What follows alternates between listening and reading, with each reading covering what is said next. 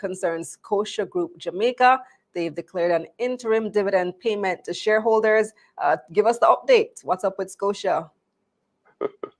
So last week Thursday would have been Scotia Group's, AGM. So for those who don't know, every year a company, will have an annual general meeting or a shareholder meeting where, they actually tell the shareholders what's going on or what's the financial performance. And in this case, Scotia's AGM coincided with the release of their Q1 financials.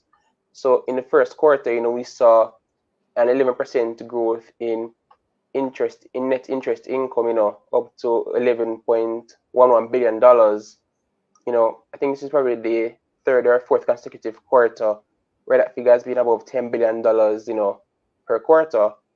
And net interest income is just the interest income they get off loans and securities, minus interest expense, like deposits, for example.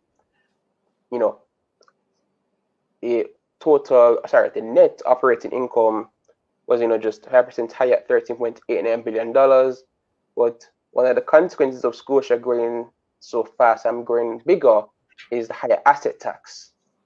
So in the case of Scotia, the asset tax was up by probably about an extra $100 million when a year-over-year comparison. And on top of that, they would have had higher staff costs and operating costs during the period, which would have slightly dragged down the bottom line. So what we end up seeing was about a 6% reduction in net profit from $3.37 billion to about $3.13 billion on a year-over-year comparison.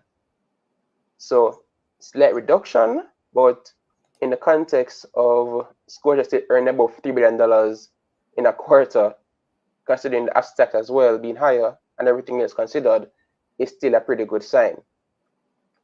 The quarterly dividend of 40 cents, $1.24 billion overall, still a pretty strong and healthy payment. And for context, Scotia released their Scotia released their Q4 numbers back in December. They got trading at about $33. It's trading at about $46.55 now as of today. It's up 21% just this year alone. So that's just to kind of show you that the market was, taking its time on its financial stocks, and we saw the market just piled directly heavily into Scotia with these continually improving results.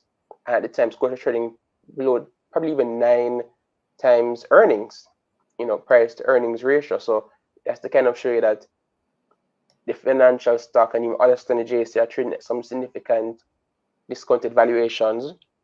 But at the same time, that's opportunity for some persons to actually stock up and get, additional shares at what they consider cheaper prices based on their investment perspective. And, at the AGM, Scotia would have discussed the 4-pillar strategy that is coming out of their parent company, the Bank of Nova Scotia in Canada, which is focused on, their team, and the customer. I'm going to right here. So it's on grand scale imperative businesses, earn the primary client relationship, making it easy to do business with them, and winning as one team, focus on the staff. So, Scotia mentioned that, they're working on a pilot to allow non-customers, to open or, start the process of opening accounts online. They're looking to, further integrate more of their subsidiaries and product offerings to their clients across the entire Scotia Group. So Scotia is having a fun time and a great time in an environment where everybody else is somewhat struggling or contracting.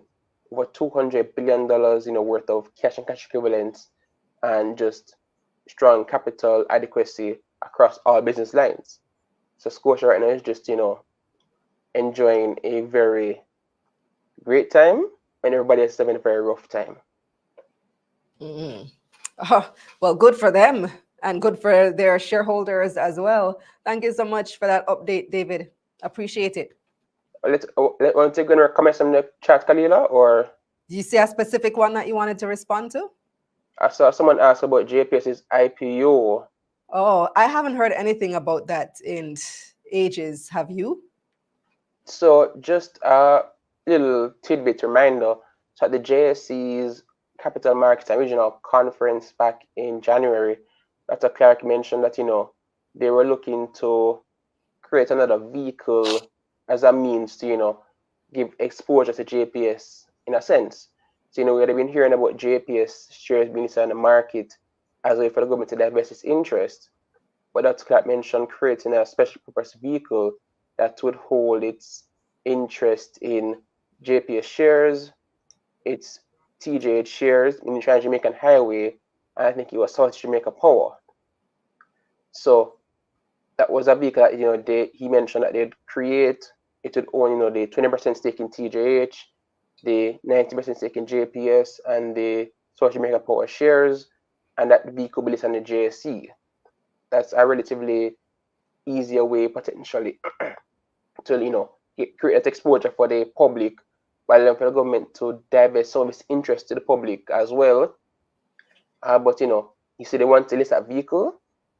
So I'm not sure we're going to get in that direct exposure to own JPS shares, because they're the other two largest shareholders, Marubeni and a Korean company. I don't remember what their considerations are in this whole discussion, but that's potentially a reason why the finance minister mentioned this alternative route of an infrastructure special purpose vehicle that own these shares and the public would have interest in that vehicle.